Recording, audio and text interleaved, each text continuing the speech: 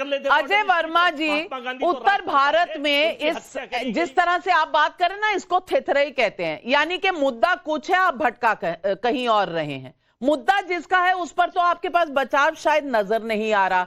आपने मुद्दा उठाया, संवेदनशील भी हो सकता है, लेकिन आज का मुद्दा अगर निलंबन है, जिस पर अखिलेश जी ने इतना बड़ा एक्स पर पोस्ट लिखा है, तो निलंबन पर आप बता दीजिए, क्या ये सच का डिफेंस है? अखिलेश जी यहां कहते हैं कुछ लोग अगर सोचते हैं कि निलंबन से सच की जुबान पर कोई लगाम लगा सकेगा। मैं पूछ रही हूं आपसे फिर, क्या अबू आजमी ने जो बोला वो सच था?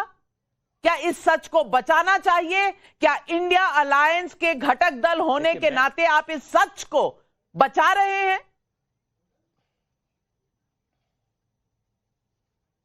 देश की सरकार को मैं आपको फिर बताना चाहता हूं, कोई भी आदमी हिंदुस्तान का, हम सब लोग सनातनी है, मराठा सरदार शिवाजी जी के साथ हैं, छाबा जी के साथ हैं, भारत के साथ है, शहीद बिस्मिल के साथ है, भगत सिंह के साथ है, सुखदेव के साथ है, राजगुरु के साथ है। लेकिन जिन लोगों ने, जिनकी शिकायत पर शहीदों को फांसी हो, जिनका आजादी में योगदान नहीं, वो एजेंडा चला रहे हैं, ये बड़ा शर्मनाक और निंदनीय है। और सुन लीजिए अजय वर्मा जी, अगर आप साथ हैं तो अब तक अबू आजमी का निलंबन आपने क्यों नहीं मांगा? प्रदीप भंडारी, क्या ये मुद्दे को भटकाने के लिए पूरी कोशिश कर रहे हैं? नविका जी अल्पज्ञानी है, क्योंकि इन्हीं के member of parliament Imran Masood क्या कहते हैं? इमरान मसूद कहते हैं कि भाई औरंगजेब तो बादशाह था, हिंदुस्तान का बादशाह था, इसको ठुकराया नहीं जा सकता है, और औरंगजेब के बारे में गलत बोलना गलत है। ये इमरान मसूद कह रहे हैं। निकाल दीजिए इमरान मसूद को अपनी पार्टी से। अजय वर्मा, अगर आप औरंगजेब के खिलाफ है, बताइए कौन सी तारीख को निकाल रहे हैं?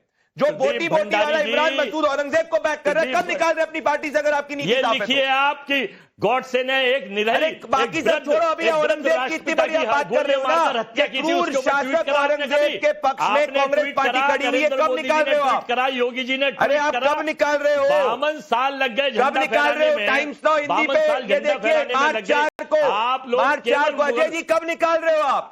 अरे जो व्यक्ति 4 रुपए हिंदू को, मर्द को मुसलमान बनने के लिए देता है, 2 रुपए हिंदू महिला को मुसलमान बनने के लिए देता है, उस औरंगजेब को बैक कर रहे हो 3 बार। औरंगजेब का नाम औरंगजेब के खिलाफ एक ट्वीट दिखा दो।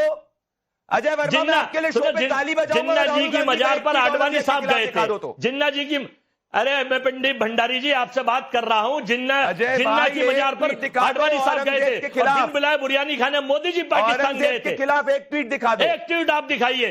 अरे औरंगजेब तो जिन्ना के खिलाफ सुबह शाम रात दिन बोलते हैं, दिखाइए, आप मुझे बताइए। दिखाइए योगी जी। महात्मा गांधी तो राष्ट्रपिता थे, मुगलों को किसी ने नहीं देखा, किसी ने नहीं देखा मुगलों को, मतलब क्या इतने पुराने थे तो बैक करना चालू हो गए? देखा है, उसके खिलाफ कोई आनंद दुबे जी, मैं आपसे पूछना चाहती हूं, यहां आपके इंडिया अलायंस के 2 घटक दल बैठे हैं, एक तरफ समाजवादी पार्टी, एक तरफ कांग्रेस पार्टी।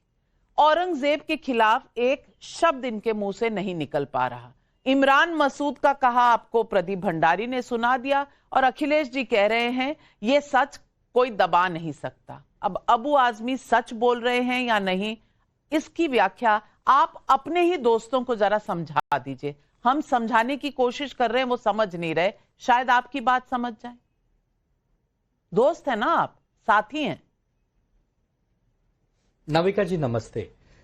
जी नाविका जी नमस्ते। नाविका जी, कोई भी अलायंस देश से बड़ा नहीं हो सकता, अलायंस देश के अंदर रहकर बनते हैं।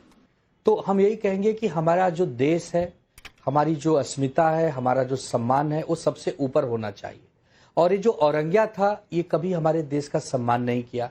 एक चोर था, लुटेरा था, दिन भर अंगूर खाता था, और जब समय पाता था तो वो कोई स्वेटर बुनता था। तो इसको ज्यादा महत्व देने की कोई आवश्यकता ही नहीं है। इन चोर उच्चकों की बात करके समय जाया नहीं करना चाहिए। हम तो ये कहेंगे कि जो इंडिया अलायंस है, ये बीजेपी के जाल में क्यों फंस जाता है भाई? अरे बीजेपी, आप जैसे औरंगजेब की महिमा मंडन करोगे, बीजेपी घेरेगी, हम भी घेरेंगे, घेरना ही चाहिए। इस सभी देश के 140 करोड़ देशवासियों को घेरना ही चाहिए। बहुत सारे मुद्दे हैं, बहुत सारी बातें हैं जिस पर आप बीजेपी को घेर सकते हो, लेकिन बीजेपी को घेरते घेरते खुद मत गिर जाओ ना। अगर अबू आजिम ने गलत बात कही है तो उसको पार्टी से निकाल दो, उससे किनारा कर लो और उसके खिलाफ कुछ बोल दो, बात वहीं समाप्त हो जाती है। लेकिन अगर उसको डिफेंड करोगे, औरंगिया की स्तुति करोगे या मुगलों के बारे में तारीफ या कसीदे पढ़ोगे, तो यह देश आपको बर्दाश्त नहीं करेगा। हम तो कहते हैं एक हाथ आगे बढ़ के कि जो भी औरंगिया का शुभचिंतक है उसको पाकिस्तान भेज देना चाहिए। उसका जो किराया लगेगा हम शिवसैनिक चंदा जमा करके उस किराए को भरेंगे। और हमारे देश में औरंगिया हो, चाहे बाबर हो, चाहे हुमायूं हो, चाहे शाहजहां हो, चाहे जहांगीर हो, आनंद दुबे जी, राजनीति की खातिर आप कितनी आगे निकल गए। आज मैं आपको दाद देती हूं, ताली बजाती हूं। राजनीति की खातिर चुनाव के दौरान आपने राहुल गांधी को कह दिया सावरकर पर मत बोलो, नहीं बोले। चुनाव खत्म होते ही बोले, लेकिन आपने साथ नहीं छोड़ा, क्योंकि चुनाव के वक्त तो नहीं बोले ना। जनता के सामने आपको थोड़ा शर्मिंदा कम किया उन्होंने, बाद में शर्मिंदा किया, चुनाव के बाद तो क्या फर्क पड़ता है। आज आप बोल रहे हैं चोर उचक्का। हर्षवर्धन त्रिपाठी जी, औरंगजेब चोर उचक्का था, कितने मंदिर तोड़े उसने, चोर उचक्का था। काशी विश्वनाथ, मथुरा, सोमनाथ, राजस्थान में लगभग 600 मंदिर, उज्जैन के आसपास सारे मंदिर। अगर ये आदमी चोर उचक्का है और लुटेरा ही है सिर्फ, तो फिर हम शायद इस देश में समझ ही नहीं पाए जो आनंद दुबे जी की सोच है। कहीं हमसे ही गलती हो गई है। और चोर उचक्का उसको कह रहे हैं जिसने सर कलम कर दिया गुरु तेग बहादुर का। क्या किया? क्योंकि वो मुसलमान बनने से, इस्लाम धारण करने से उन्होंने मना कर दिया, काट दिया सर। अपने पिता का, अपने भाइयों का सर कलम कर दिया। सबने एक स्वर में औरंगजेब को नीच, पापी, राक्षस, इस देश की संस्कृति सभ्यता से खिलवाड़ करने वाला कहकर इस बहस में ये एक नहीं कहा कि उसकी हर निशानी खत्म होनी चाहिए। हम लोग काशी विश्वनाथ की बात करते हैं, कृष्ण जन्मभूमि की बात करते हैं, जयपुर के गोविंद देवगिरी महाराज मंदिर की बात करते हैं, बीजा मंडल मंदिर की बात करते हैं, 64 योगिनी मंदिर की बात करते हैं। यानी देश का कोई हिस्सा नहीं होगा जहां ये राक्षस प्रवृत्ति का व्यक्ति हिंदू मंदिरों पर जिसने निशाना नहीं बनाया। एलोरा की गुफाओं पर भी इसने निशाना बनाया, ऐसा नहीं कि उसको छोड़ दिया था।